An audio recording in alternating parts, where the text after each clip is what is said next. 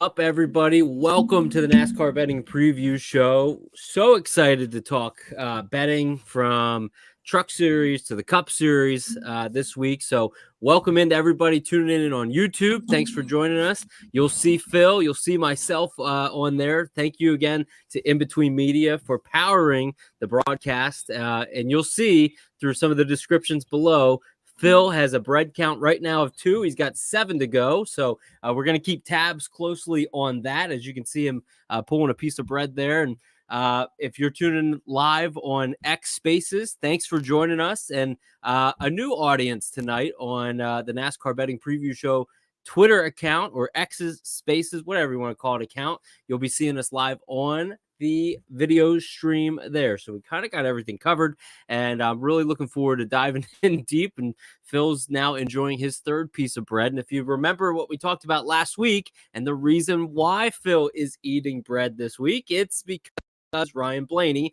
and he's wearing a Ryan Blaney t-shirt. So Blaney was supposed to score top 10. I think, Phil, you said it was like 7 of the last 8 races at Texas. He scored top 10 finish, and you brought that up on the show, and it just got my mind going a little bit. And we said if Ryan Blaney finishes outside the top 10, whatever that differential is, Phil has to eat that many pieces of bread. And then one of the tried and true members of the NASCAR Betting Preview Show, and SC, he came alongside and said, let's split that. You know, I'm in that agreement as well. So both of you guys and SC, I'm kind of curious to hear how that's going on your end. So let's do this. I want to dive right in and thank our sponsor, Atlas Hair. Atlas is an elite line of hairstyling products with cologne fragrances. So get started today at atlashair.com and use the promo code NASCAR for 20% off your entire order. Atlashair.com, ATLASHAIR.com. Any use of that helps them, helps us. So please, if you're looking for anything, make sure you go to atlashair.com. And, you know, Phil, we got a lot to cover here tonight. I know your podcast just dropped this morning. Good show. How you feeling? How we feeling pre-show with a couple pieces of bread and dinner? How you doing? I'm scared to death, Derek. I so for starters, I just got to give a shout out to SC. He kind of walked into the bet. I don't think he really fully understood what was happening when he was talking about Blaney and taking this bet on. But if he wasn't splitting this with me, I think I would die. So I've been nervous all day, didn't eat anything, and then it got dinner time. We picked up the food. It's like an hour and a half up and back, and asked you if it was okay to have a couple with dinner just so I could lay the stomach down a little bit, had some salad. And so now I just ripped off another one. So we got 6 to go here. And You're a trooper. Yeah, I'm trying to get through it, but excited for Talladega. I mean, obviously, last super speedway race of the year.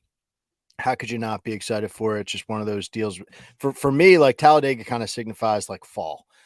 Just like a nice crisp day here in the Northeast, you see these guys going around and beating and banging. So tough race to handicap, obviously, as we'll get into, but doesn't necessarily mean the fun level is down at all. So I'm hoping we have some tonight for sure. I'm with you on the whole fall element. Like when you see the burnout grass in turns 3 and 4, and some of the cars running pink, breast cancer awareness paint schemes, I feel like that's when fall really feels like it's hitting hard in NASCAR. So eating another piece, you are there, and again, for anybody tuning in on YouTube, make sure you say hello. Would love to see everybody that is watching with us here tonight, and X Spaces as well. I want to do a lot of community listener involvement here tonight. As like Phil said, we have the super speedway type race. It's a difficult race to handicap. We want to kind of get you in good directions, if assuming you're going to be betting this race. But even if you're not, it just gets you a good mindset of, okay, here's some attack angles to kind of look at from a betting standpoint. So for anybody that's new, I'm going to run through these kind of quick. I'm going to go over the show outline for you. We're going to go over a rapid fire segment.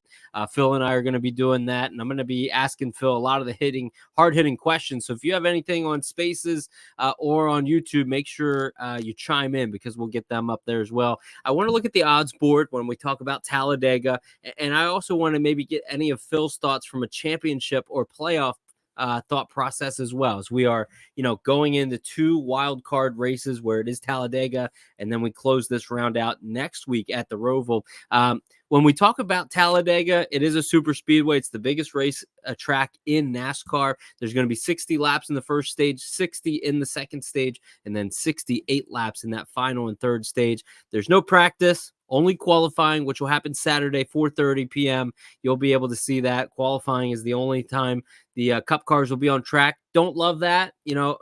I think some practice sessions would be good. We've seen so many guys have issues, it feels like, this year. Maybe part of the car was off a little bit, and not having any practice really kind of hurts some of these guys in the start. So big track, they can make some stuff up. There should be a lot of excitement. And Phil, I'll just kind of get into some of the rapid fire stuff right away. We'll kind of hit it hard. Kyle, I see you. Good. Thanks for chiming in and saying what's up. So, one thing that kind of came to my mind, Phil, when we're talking about some of this rapid fire, William Byron, who scored the win on Sunday. And I'm curious to hear from you. Do you think that he is the championship favorite? Well, I think the easy answer to that is yes. He was someone who came into this with a ton of playoff points. Yep. I think he was 26 points to the good. I mean, won a good amount of races this year. I think from what we saw, laying low for a little bit, right? Kind of going below the radar a little bit, leading up to this round of playoffs. We were kind of like, what's going on with Byron, right? Is he falling off or whatever? Them coming in, they had some circumstances that led to them getting that win, but still, them coming in, had a fast car, won the race. That to me proves like, yeah, these guys are on it. Maybe they were just messing around with some stuff. Maybe they were trying some stuff out and hoping that helps them later. So I think they're in a good spot. I think it makes sense to have them listed as a favorite, especially when you look at where some of these other guys are in the standings. You're struggling, aren't you? I had to burp there and I held it down. Okay. Well, you did good. Well, here's the deal with Byron. And here's the one thing that I think, maybe some people are sleeping on, and it's just a good thing to remember as well. So you have, obviously he won this round, so he's already moved on to the round of 8. He gets to go back to Las Vegas, where he's won here already this year. Goes back to Homestead, where not in the Gen 7 car, but he does have a win at Homestead. And then he gets to go to Martinsville, where arguably HMS is the absolute best because of their braking package. And then he's going to go to Phoenix, where he won already this year. So Byron should be the championship favorite, and it'd be really interesting to see how this next round plays out, because we've seen a lot of upsets, kind of in that round. So it's kind of why I wanted to paint that question to you there. Next question I have for you, what should SMI do? SMI is who owns Texas Motor Speedway. What, in your opinion, should SMI do with Texas Motor Speedway? What are my options? Like, okay, so one option. The easy one is, yeah, sure, blow it up, and nobody ever races there again. There are talks that the racing action is going to go back to the spring in April, just given some of the temperature elements that we've seen there. And then Brian Murphy always says, make it into a true roval, make it into like a true roval element. SMI owns Charlotte. There is, the configuration for a roval. I'm not a big roval guy. I don't think we need any more.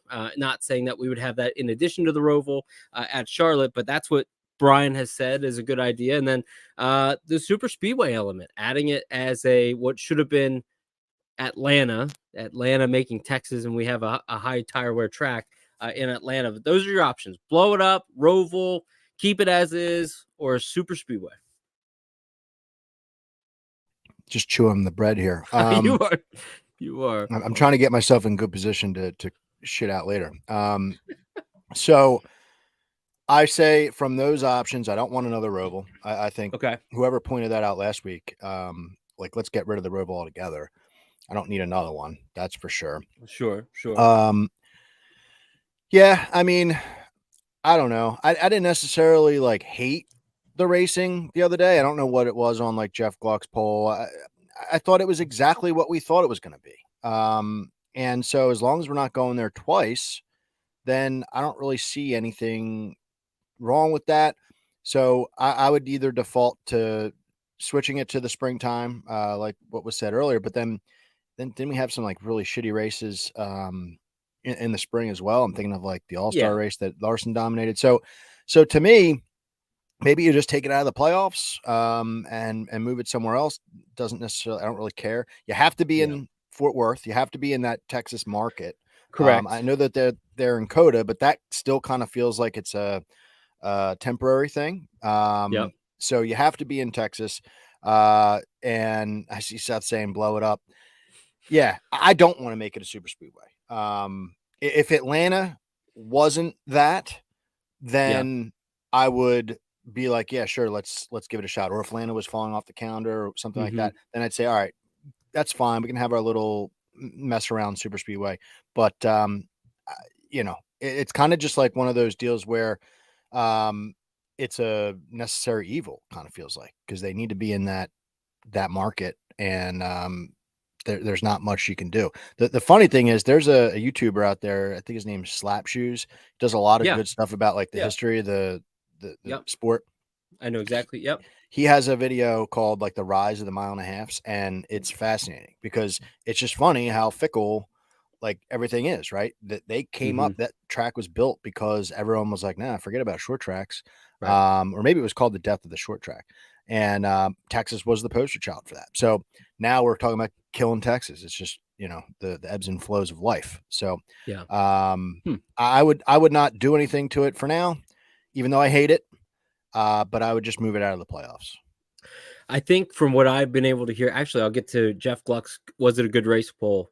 59% said that it was a good race, that they enjoyed it. And everything I'm hearing, the turnout from a in-person standpoint was pretty darn good. Now I know Dallas, obviously, when the schedule comes out, they take into account a lot of the stuff. They have conversations with NFL, MLB, etc. So they know the markets that have teams like Dallas is not far from there. They knew that Dallas was going to have an away game somewhere, and still saw a really good turnout, for that race. And it was super hot. Drivers talked about it. Jeff Gluck, DBC, they were talking about it on that show as well. So it's definitely a good market.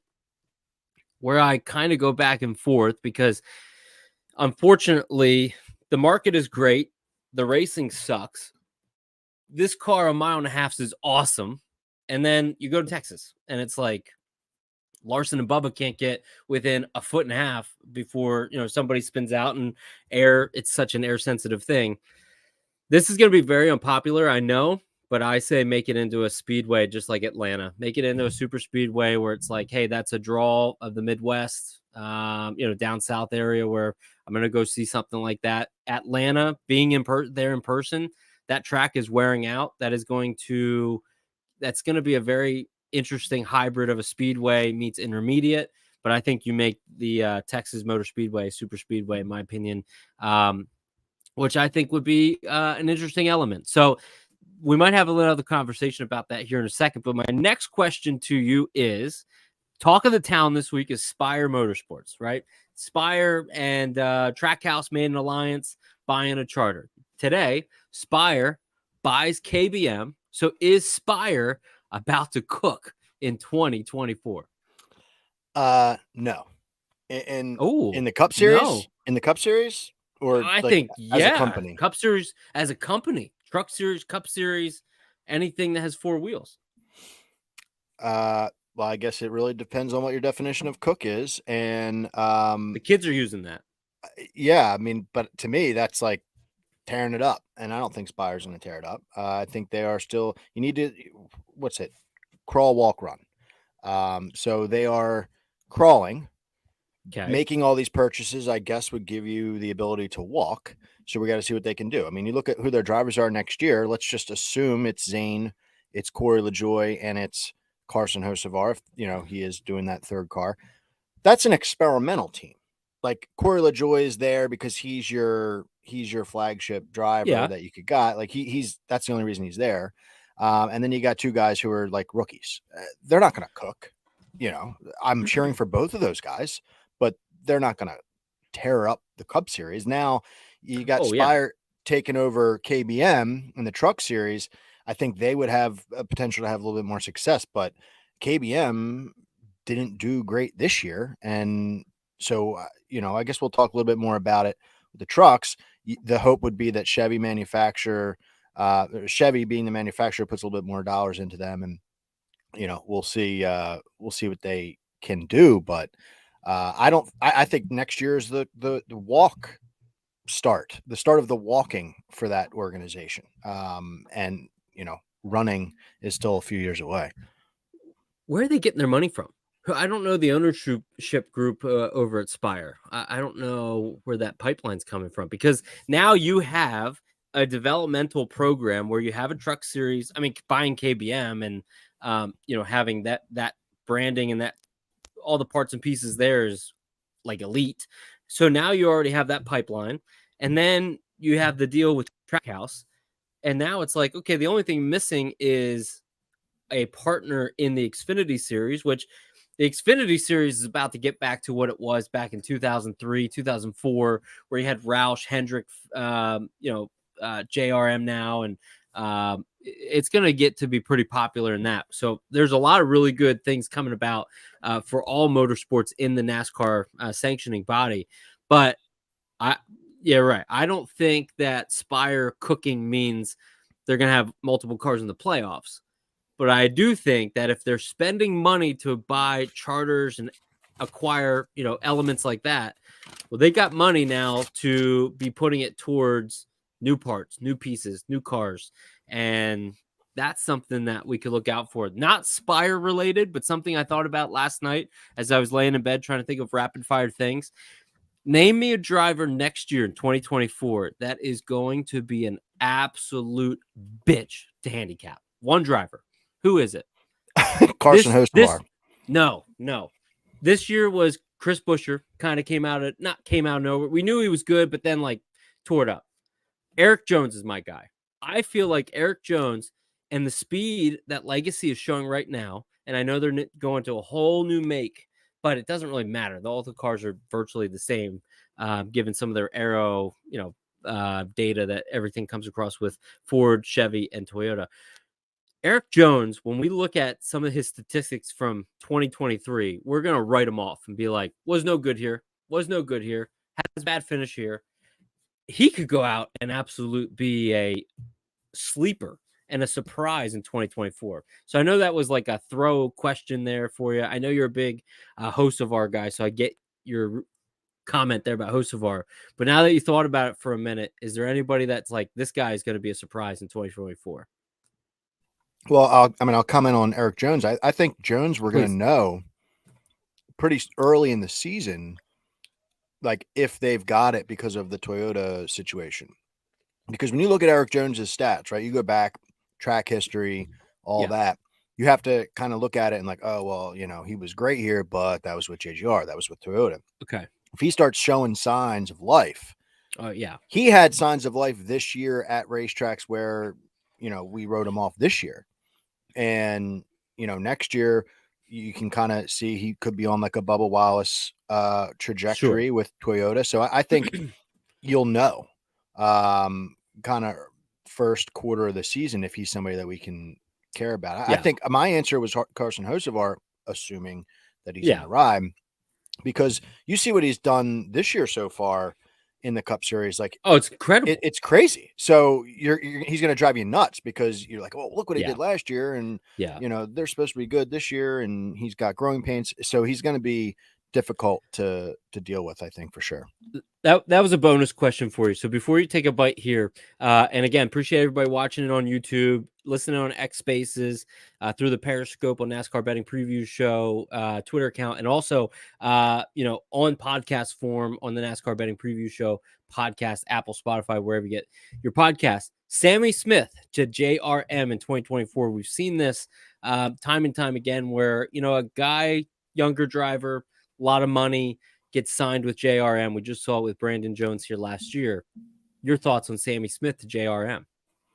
Yeah, I mean, I'm not typically a Xfinity guy. The only time I see Sammy Smith's name is when, you guys tell me to bet on him.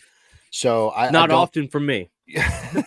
So I don't have much an opinion there, only that, when I saw that news, I kind of like went out and looked at, and I got to pull it back up so I'm not like misremembering here, but that news reminded me of like, oh, they went out and they signed Brandon Jones last year, and he had like, quite a bit of hype around him, and yeah, he missed the playoffs completely for them. So I would like, man, that's got to be, pretty disappointing for that team in that 9 car to miss the playoffs. Mm-hmm. And I think what that proves is like JRM isn't just a plug and play lock.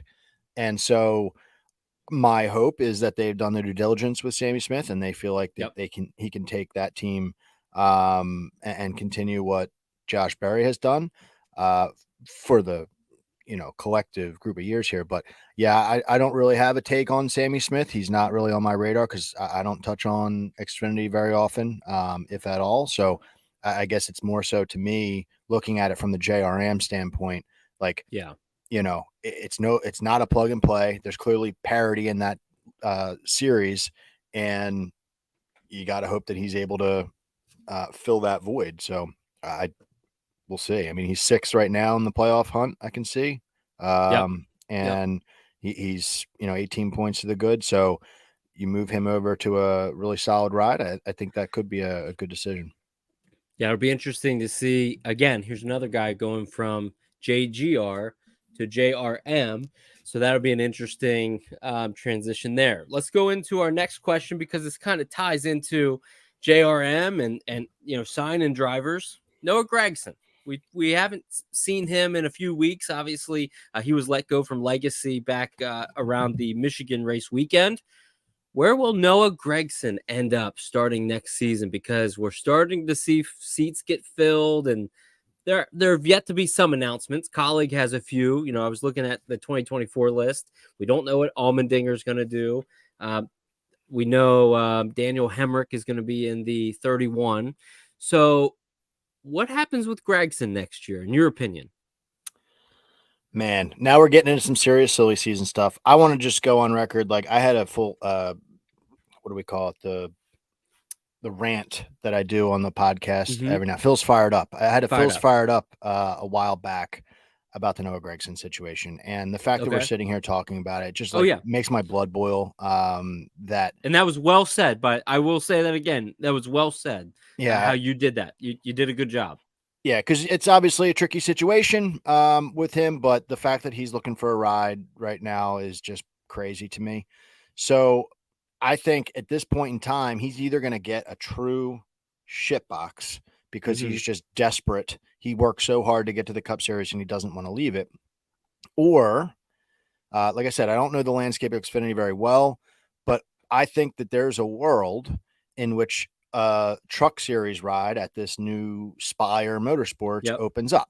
Talking about a Chevy driver, and I think they're going to keep Chase Purdy, and I don't know what Jack Wood's future holds, but I can't imagine. It's a shame they barely gave him a half a season, but there are bigger names out there that you could sign, and I think they'll potentially end up with 3 trucks, and I could see Noah Gragson being signed to one of those trucks if he wants to take the ego hit and go do trucks like we saw with John Hunter a few years ago. So it is a shame the situation that he's in, but that is I would prefer that as like if I was his friend and was like, yo man, let's do what's best for you. Like I'd rather have him up front, just like John Hunter did, win races, be up front than driving the back, wrecking people, 4 seconds off the lead lap, So that's where I think he could end up.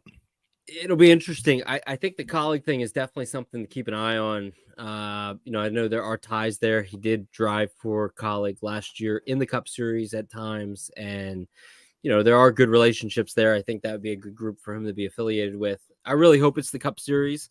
Young driver. Sure, can he go down the trucks in Xfinity and bounce back up before the next 2-3 years? Of course, but just thought I'd throw that out there because I was really curious, kind of what you thought on that. The other thing I want to kind of touch on next, and my next question to you would be Bubba Wallace, Kyle Busch, Tyler Reddick, Ryan Blaney. These guys are below the cut line right now. Who, in your opinion, comes out ahead on Sunday and is above the cut line? Yeah. Sorry, I keep chewing. You're good. No one likes hearing people chew. It's funny to see me that's very probably true. die eating bread, but it's not funny to arguably my biggest pet peeve, I believe, is that. Possible. I'm trying to think of another one real quick, but that's my biggest pet peeve. Yeah. People being late. That's the next one. Well, yeah, I agree on all counts. I don't think I have too much faith in Kyle Busch. I have him in a head-to-head matchup this week, but it's more so about the other guy in that matchup with, him and his collective. Like, he won Talladega in the spring. Okay. He's driving for RCR now. Great. Yep. He's got this monkey off his back with KBM. I think it would be still pretty big task for him to go out there and survive all that crap and come out from 17 points. That's a pretty big hole that he's dug. Sure. He might have a good race, but I don't know if he digs himself all the way out. I think, I feel the same way about Reddick. Bubba and Blaney are the two. Bubba is right there, so he could just do it by having a mid-round day or mid-pack day, and he could be above the cut line. And Blaney's the best driver at Talladega in the last 10 races. So, he's here we go. Hey, he owes me. I'm not betting on him. He does owe you. Fucked me so hard last week, but I'm rocking the shirt. He owes me just to keep my championship pick alive and having to eat this all this bread. But that's my answer because he's not too far down. I mean, he had a terrible race, 28th place finish. Yeah. And he's still 11 points out. So that's not too shabby. And you never know. We could run into a situation where other guys get into some serious trouble and no real effort from you. You're moving up. So I would say Bubba first, then Blaney of those 4 guys. Let's talk about Bubba real quick because, Bubba, his strengths are speedway racing. I think he's one of the better speedway guys that we have in the sport. Just always seems to be in and around the mix. Maybe doesn't always get the finishes, but is there.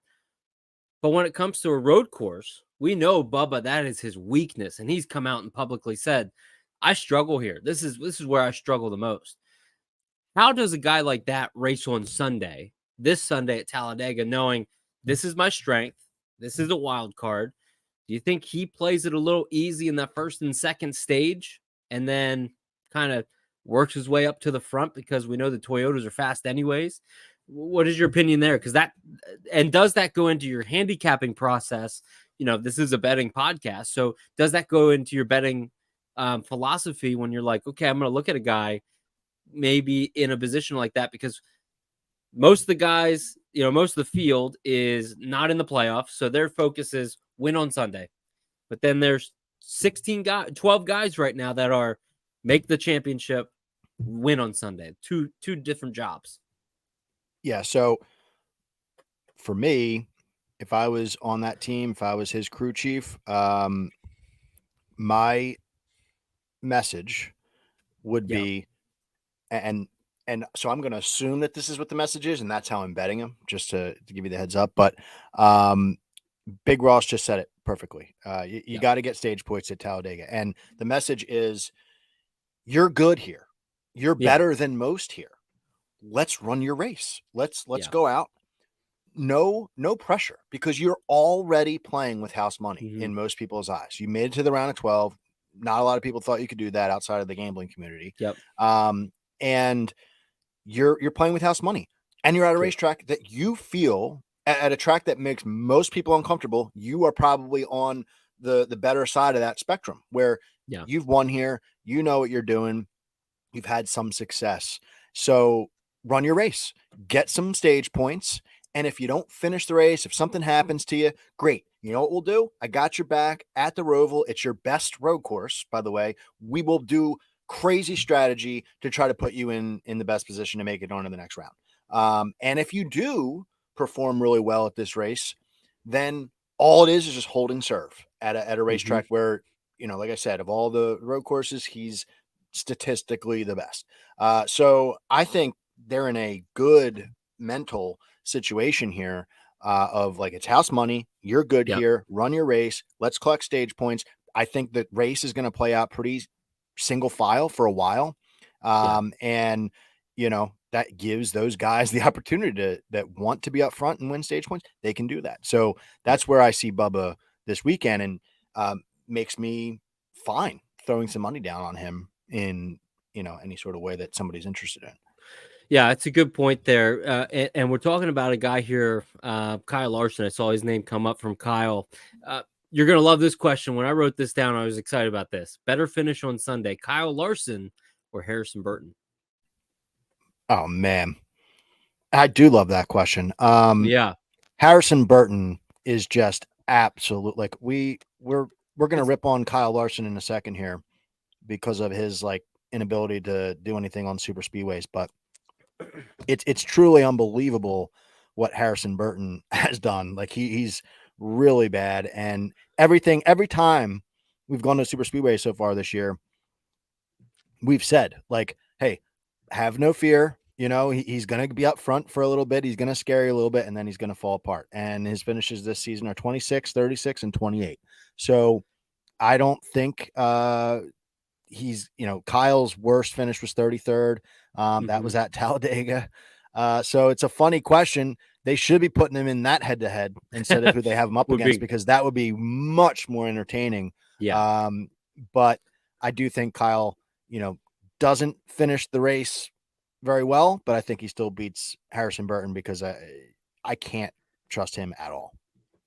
Two guys you cannot trust when it comes to speedway racing. When I was in Atlanta, I put out there that I had two legacy plays: Austin Cindric, Kyle Larson. And when Kyle Larson was leading after the end of stage one and Austin Cindric was up there, I was the happiest person at the track. But then speedway racing came out and got Kyle Larson, as it always does. So I thought you might like that one. This next one I'm very curious about. I got two left, this one included. And you have to think about it a little bit. So what's your perfect playoff pitch? Format, number of drivers, etc. We heard that talk this week on some of the, Denny Hamlin's podcasts. Well, give me, what would you, hey, here's the keys to the playoffs, Phil. We need you to take care of it. What are we looking at? Multiple races to determine a champion, single elimination, bracket style. What do we got? Well, oh my God. So I didn't listen to Denny's podcast. I don't have the context of what he was proposing or why, were people hating on this, this format. No. So I understand fully that the old guard of NASCAR fans hate this format. And I get it. They're all about the points, but what I would do, I enjoy this. Yeah. I enjoy this structure. So I would keep the structure the same. I like the fact that 16 drivers. I think that gives us a lot to shoot for, even for the guys further down the pack. What I would do is reward the points the guy who wins the points in the regular season, you need to give them more. That's the only change that I would make to this format is like reward the regular season points champion a lot more. Give them a heads up to start every round or something more than what they have already. Because I think we talked about it with Truex, like to have that potential of your points leader or somebody, you know, at the top, bounced, even have a potential of going out in the first round is blasphemous. It shouldn't happen. So maybe even gets like a bye to the round of 12 or something like that. But they need to reward that guy more because that will then initiate a lot of fighting for that spot and give you a lot of good racing towards the top. So I like this format. I don't mind the one race at Phoenix. You know, I think what I would do if I was to make any changes, I would do two things. I would actually create crown jewel races. We talk about them for fun. Crown jewel races are like X amount of winning points, right? So if you get X amount of playoff points for winning, double it. Daytona, Coke 600, Bristol Night Race, and Darlington. Like they're the majors. They're the crown jewels. Let's throw them in there. What? Indy Oval. I'm sorry, coming back in 2024. Well, throw that Southern 500 is a crown jewel. Southern 500 is a crown jewel. Yeah, Southern. I said Bristol Night Race. That's just me. Bristol Night Race. The Bristol Night Race hasn't been good since 2003. That's fine. Healthy debate. And with Indy coming back, maybe that is Brickyard is a crown jewel again. But the point being, you crown these races as majors and you double the points if you want to get creative. The other thing is you mentioned bracket style. We did it for March Madness. I did the Karch Madness. Denny did his thing. I think you do that. What do you mean you're going to see that? We're going to see that in the summer. Well, I'm saying like the guys who don't make it, put them in a bracket format to follow along at the same time. Like that's what I did years ago before I had a podcast. I did it on Reddit where it was the guys, we called it like the NASCAR championship or something. And it was a bracket format and it was a head to head. So your face, like me versus Derek for 3 races. What's your, aggregate score? Cumulative points. Yep. And then you move on. And you follow that and you give that team some sort of crown or financial, reward. Yeah. So if the goal is to get more eyes on it or have more things that matter on the track, that's something fun you could throw in there. So I know we're getting pretty crazy here into the deep bowels of my creativity as far as I can go, but that's why I wanted to ask. And I, if you're listening on YouTube and have the ability to comment, I want to know what you think about that as well. And same for everybody on X Spaces. Curious to hear, what's your kind of perfect playoff pitch? Me personally, maybe go back to 12 or 10 drivers, limit it a little bit more, and then kind of make it, 3 races. And I think the last 3 races should be what determine the champion, not just Phoenix. Even if it went back to Homestead, still think it would be 3 races would be great. Maybe you can put in like a road course, speedway, or short track and intermediate, like do something of all 3. I think that would be really cool. Last question then for you, Phil. And then we'll kind of dive into some other stuff here and get out of here at the top of the hour. But rumors are that we could see a Atlanta, so actual Atlanta in the playoff rotation next year. Thoughts on 2 speedway races in the playoffs in 2024? Rumors are high. That's terrible. I Why think is it terrible? I just don't like it. For people who I think, let's just say this. If you are someone who wants the old way of crowning a champion back, you can't be for this. Because it's all it's doing is creating calamity. All it's doing is just creating chaos. And what the old way of crowning a champion is doing is the, cream rises to the top at the end and we get the guy who wins in points.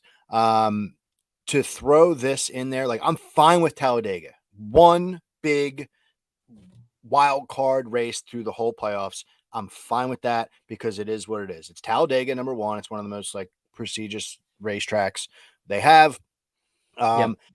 This is a gimmick, like this style of racing.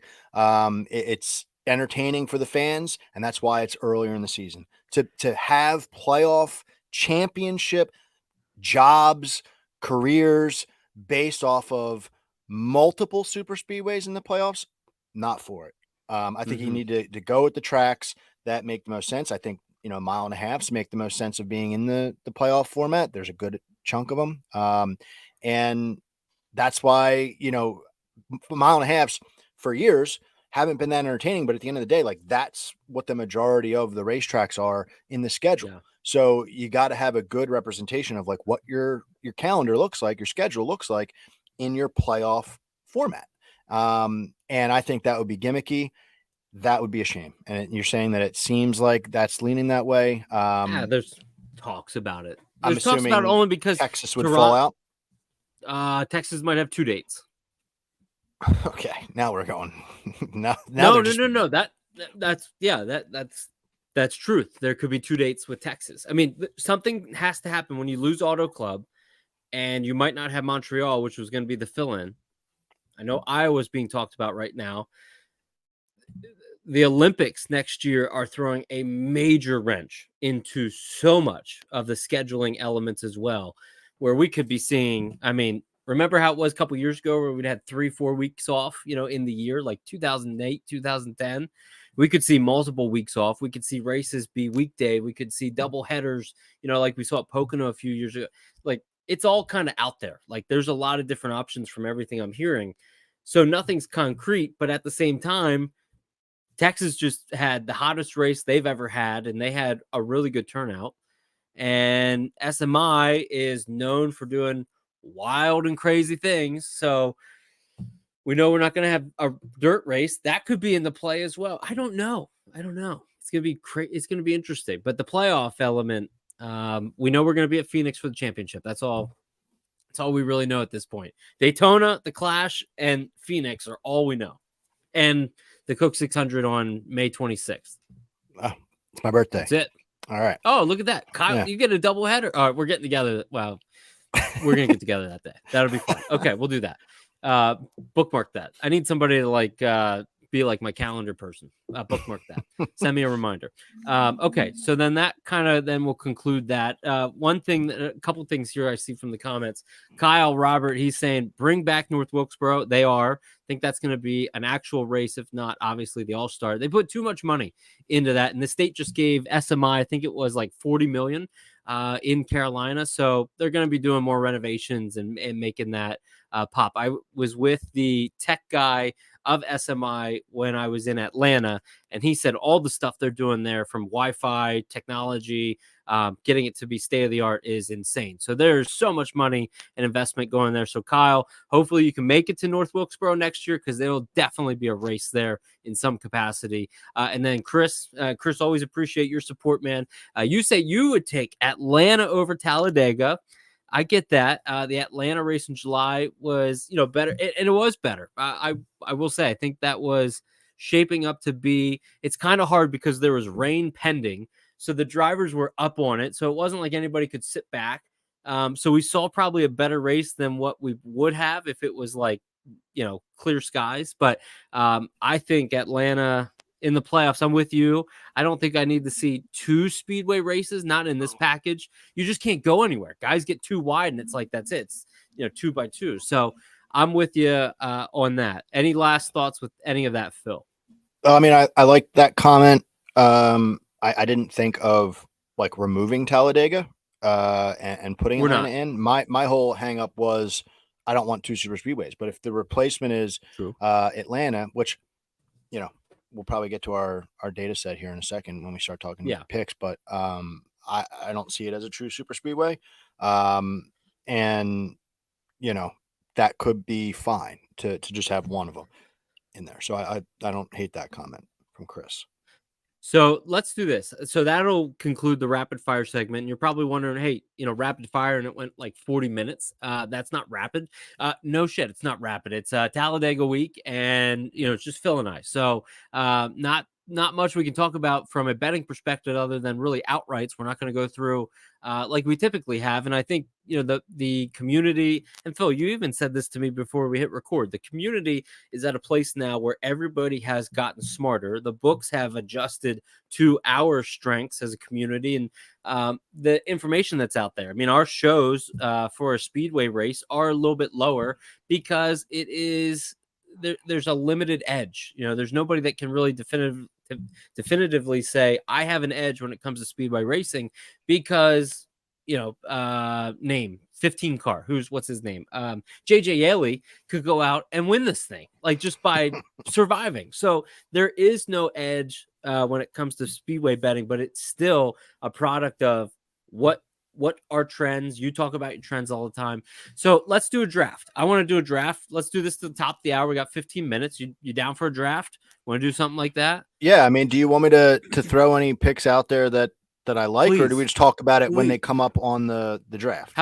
Let's talk about, let's do the draft. And then if we don't touch on any of the names, if nobody drafts any of the names, we'll do five. And guys. We'll do 5 guys. I'm going to give you if you want to go first, or if you want me to go first, we'll snake it. You're the one that's over there eating bread, so I kind of feel bad. So your call. Do you want 1-1, or do you want 1-2? We'll do 1. We'll just go back and forth. 1-1. We won't snake it. Okay, no snake. So, and by the way, I'm down to I've been keeping on the bread count on the screen, but it's not showing up at the moment. I don't know if you can pop that up. I'm down to my last. I got 8 down. I got 1 left, and I can feel it right here. But I think I'm going to be just fine. Like a champ. Yeah. All right. So let's do it. 5 drivers. And if one of our drivers hits, we pay up. Or the other guy pays up. Okay. Yep. And you're right about like the fact that the books are getting smarter, because like what makes this less fun to talk about is I used to thrive on top 10s at super speedways, and they've obliterated that market, like completely crushed it. Then you're like, why. And we know why. But even at the beginning of the year, we still saw some like worthy, and on race day, we might see some books put some stuff out there. You definitely got to shop around. But for anyone to be minus money for a top 10 is just craziness. And we're seeing like minus 250. So yeah, I mean, it doesn't matter what podcast you listen to. If you're maybe new and you're like, wow, I love betting on NASCAR. Let me absorb every content you can. No matter what podcast you listen to, this one, my pod, flag hunting, garage guys, like anybody out there that has one, they're all going to say the same thing. Keep it light. Yep. Like NASCAR, Rod and Cody, those guys, they're going to say the same thing. So that's why the podcast episode we're doing is a little bit, different than what we're used to. The first guy that I'm going to call out in the draft, I like 16-1 Denny Hamlin. Good. He is someone that I had my eyes on because of some trends. I was actually looking to fade him in a head-to-head matchup, and I saw that in the fall, the playoff race, Denny Hamlin, for whatever reason, he comes to play, man. So I couldn't take him in the head-to-head matchup, and I was like, wait a second, I got to look at what his outright price is. 16-1. His average finish in the last 10 races at Talladega is 12.0. Just the fall, 5 starts. He has 1 win, 4 top 5s, 5 top 10s. His average finish is 4.0. So for whatever reason, he comes to play, and at 16-1, I'm like, okay, I'll take him. So he'll be my first overall pick. Okay, so Danny Hamlin's off the board. You can get Hamlin right now at FanDuel 16-1. He's at 14-1 at some other shops. So make sure you shop around for the best line there. My first pick in this draft is going to be Brad Keselowski, guy that finished second at Daytona a few weeks back. He's going off arguably as the favorite, 12-1, 11-1 in some spots. Bet Rivers right now has him at 12-1. So Brad Keselowski, I think everybody's like, when is this guy going to find victory lane? We know RFK's been fast. This is the week I think he gets it done. Arguably, in the last 3 Gen 7 era races at Talladega, he could have easily won, had pit issues in 2 of the 3. I think he gets it done here on Sunday. So give me Brad Keselowski. Yeah, I mean, he's a good pick. I have a gut feeling about him this week as well. I wasn't sure if you were going to take him, so um, you know, that's totally fine. I don't hate that pick whatsoever. Mm-hmm. So my bread brethren saying, what if Hamlin does the Logano method from last year? Refresh my memory. What was the Logano method from last year? That's a good question when it comes to that. Maybe I don't know. Essie, give us a little bit more backstory on that. I'm not able to come up with that off the top of my head. Go ahead. I Who's your think next that pick, maybe was Phil? leaning back a little bit, and it didn't work out because Logano finished like the worst out of all the playoff drivers. My rebuttal Maybe. to that was like, I think history has proven like Logano or Hamlin's been in the playoffs every single year, and he's proven to be really aggressive and really good in this fall race. So he's not that guy. What's up, Derek? I know we said about, or I said, nobody really has a significant betting edge when it comes to this style of racing. One place where I do believe there is an edge, fading Denny Hamlin in stage one. He usually holds back a little bit. I know my buddy Mitch out there got a good price at him with Ross Chastain at Talladega. I think it was plus 145 or so. Stage one head-to-head bets. Chastain went up one. Stage one. Hamlin has notoriously said, if it's getting a little squirrely, I'm back. I'm heading all the way back. So fading Denny Hamlin stage one, I like that idea. Go ahead, Phil. Who's your next guy? My next guy is yeah. So before we get in that, SC is saying he hung out in the back last Okay. year, and Okay. it's because he had so many points. Yeah, and Perfect. he wasn't able to get to the front at the end. He just kind of Yeah. took his lumps. So the next guy I'm going with is Chris Buescher. I'm on the Buescher train. Need to throw an outright on him for the championship. And if you look at his season this year, it's just truly unbelievable. Like 3 for 3, finishing in the top 5 on Yep. super speedways. I said on the pod, I don't know if you could go back in history. I don't know if you'd find that. And average finish is 2.7, like insane. So he was like 16 to 1 the other day. I think he's down now to 13 on most books. I don't have his best number up, but he's going to be on my team. That's for sure. Yeah, Chris Buescher right now, you can find him at BetMGM at 16 to 1, which That's pairs solid. nicely with your Denny Hamlin selection. He's going off at Parks right now at 14 to 1, Bet Rivers 14 as well. So anywhere between there is good. So you're going to go with Chris Buescher there. I'm going to go with Chase Elliott, defending champion of this race. Won Atlanta here in 2022 as well. A guy that notoriously knows how to get it done and be there at the end. We talk about non-playoff guys, playoff guys, Chase Elliott, time and time again. You'll hear this on various podcasts.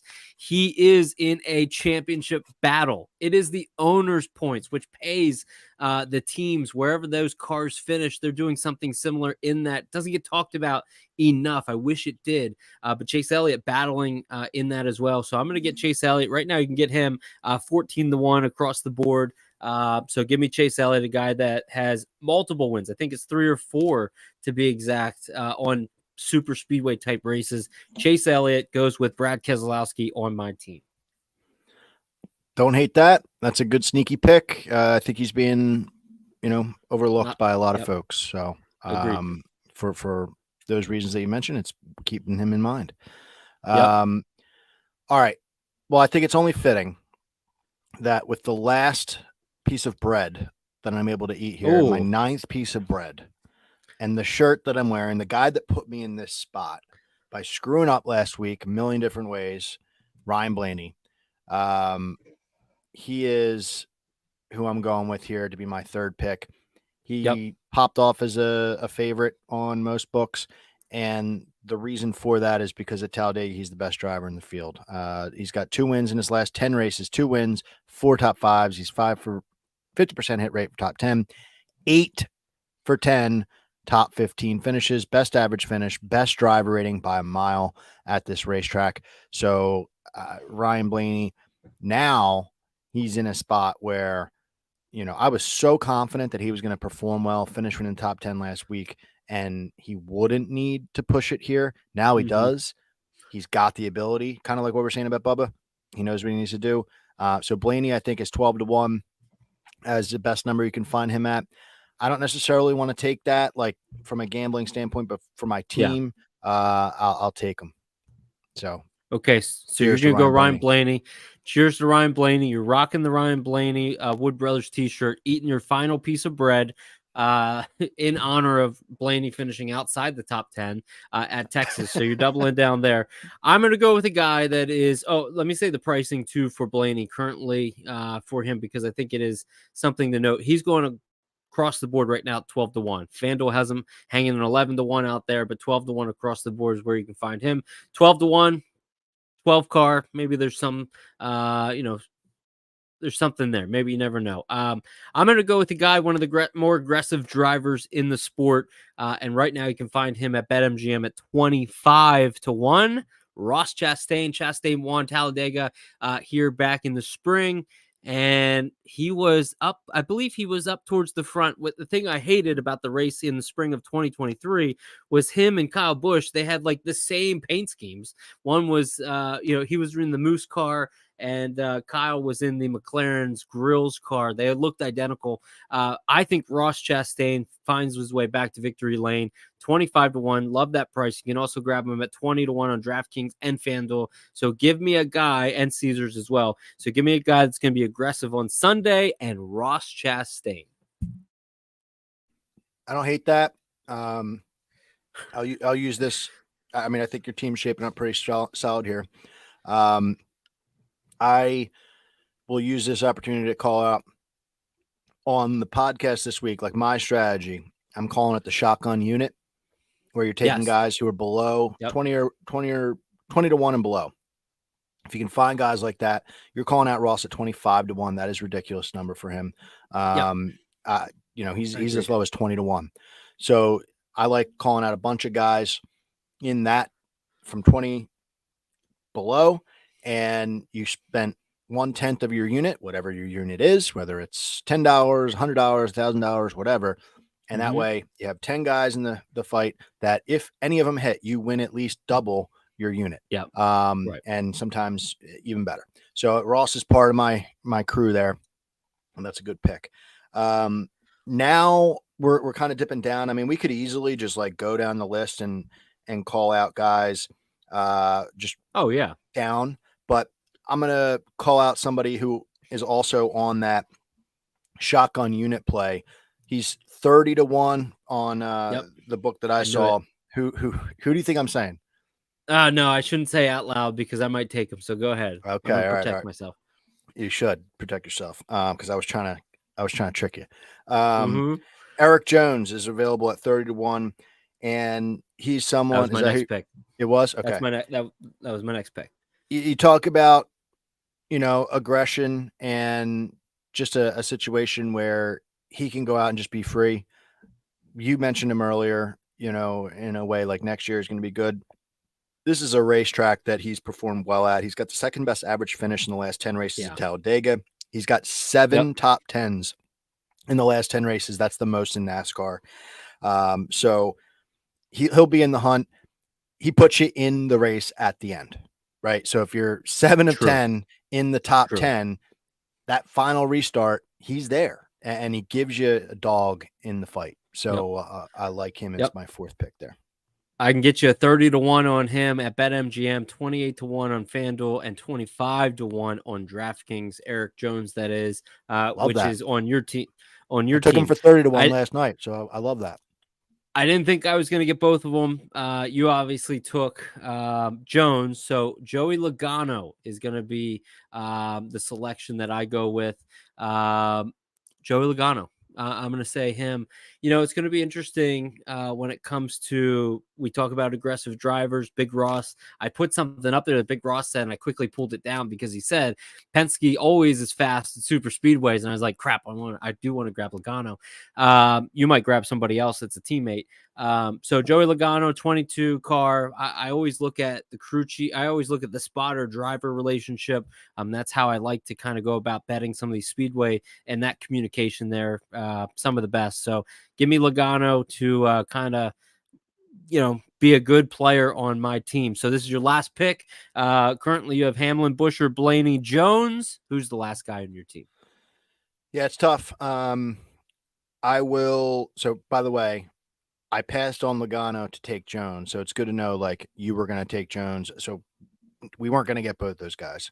I will throw in. Can you read me back my list again? I You have aren't Denny writing them down. Hamlin, yep, Chris Buescher, Ryan Blaney, and now Eric Jones, and your last pick.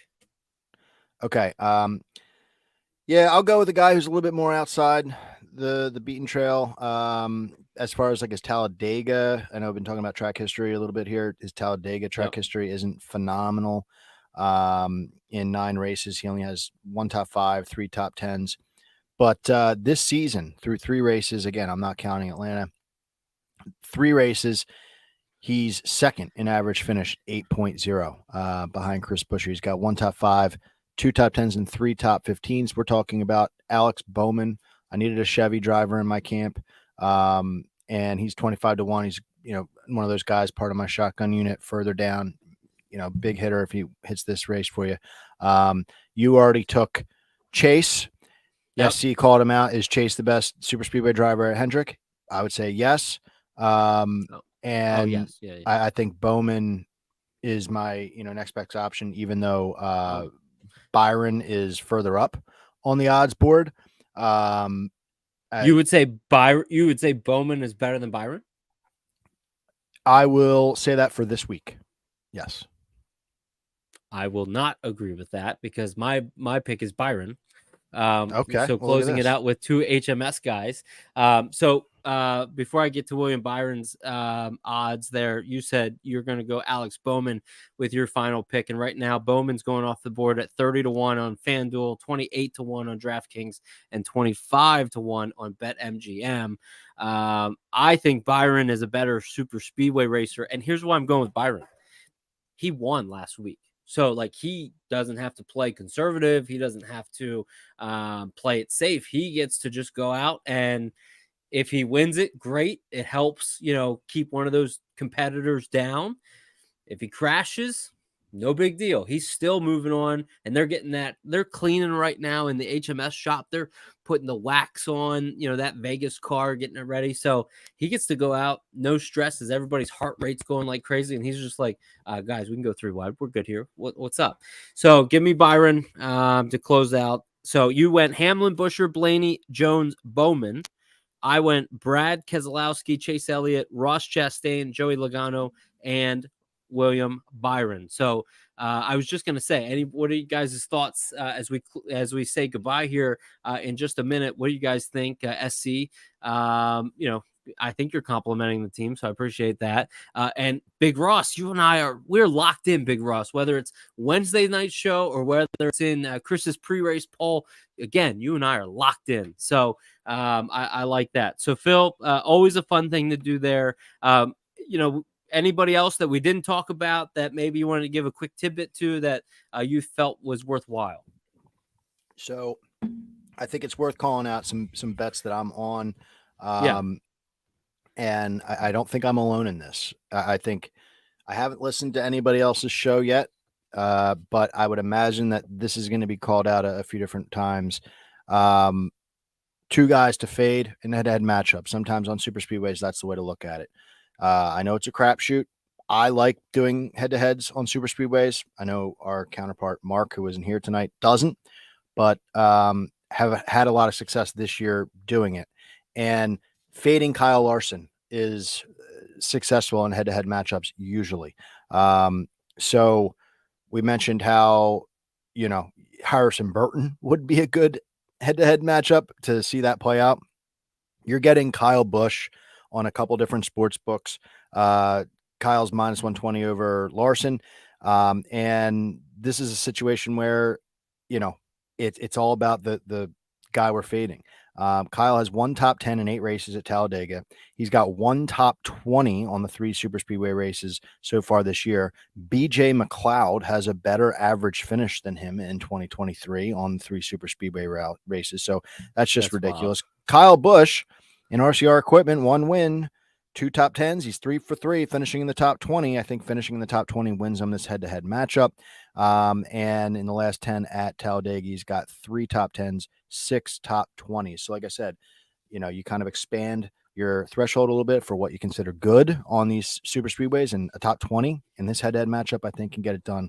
Kyle Busch has done it. Kyle Larson has not on a consistent basis. So to me, that's worth it. And then, it didn't really seem like you were digging by, Alex Bowman very much, but you can get him as an underdog I like against this. Martin Truex Jr. Make that. sense. I don't get it. Minus 110. Bowman so far this year, I just laid out a stat, second in average finish, 8.0. But Truex's best finish so far this season, 15th. His average finish is 22.0. So fading him on super speedways has been successful most of the time. And Bowman's situation is he's either like kind of a checkers or wreckers just without winning. Like he finishes, he's racing up front. Okay. Yeah. And he's either collected in the big one and has a terrible finish, or he finishes, really well. So because he typically comes to the track with a good race car. Truex, he's going to be in that like 18 to 24 realm. And I would rather have Bowman here with a better ceiling in a head-to-head matchup. So that's where I'm going with that one. Fading Truex and fading Kyle Larson. And if they strike gold, great. You know what I mean? We're not throwing too much on it because it's a light week. Right. And it is what it is. But I don't have faith in them compared to those other guys. Can you chime in real quick, Cindric or Almirola? Kyle was asking. Oh, man. So Cindric is – so I have them both in my shotgun unit play. Yep. Cindric was way further down. You get him in a much better number. I like Almirola. Like if they were matched up against each other, maybe they are. I didn't see that, but Almirola surprisingly has the best driver rating in 2023 on the three big tracks, which is shocking to me. 97.6. He's better than Buescher, who's 94.0. They're the only two drivers in the 90s for driver rating on the three big tracks this season. So that's not getting finishes now. Right. But he's ninth in average finish, 15.3. Cindric, I know he's a super speedway guy. That's kind of why I threw a sprinkle on him to win the race.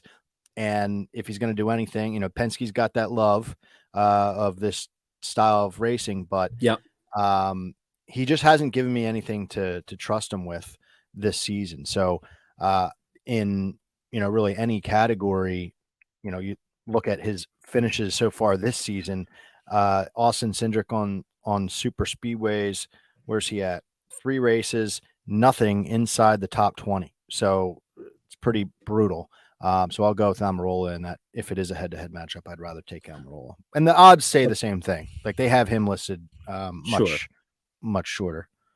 Okay. Well, I'm glad that I asked there. Big Ross chiming in real quick said Almirola was fast in Atlanta 1 until he blew that tire, which we kind of remember. So maybe I don't know how many laps he was leading at that time, but that could play a major role in that. Phil, anything else we did not talk about that you want to get to before we head out? No, just another shout out to our guy SC for splitting this bread bet with me. Was able to get all those pieces down. Got my bag's empty here for anyone on YouTube watching. Just good luck to everyone. And I love we're analyzing throwing darts. That's what it is at Talladega. But you have to try to make sense of it any way you can. So we'll wish everybody luck this weekend, and hopefully we're hitting bullseyes. I absolutely agree. Well, I hope everybody has a great week. Make sure you follow Phil at Full Tank Phil on Twitter. Make sure you download the Full Tank with Phil podcast as well. And Phil, can't thank you enough for joining me here. Guys, have a great rest of your week. Enjoy Talladega, and we'll catch you next week as the series heads to the Roval.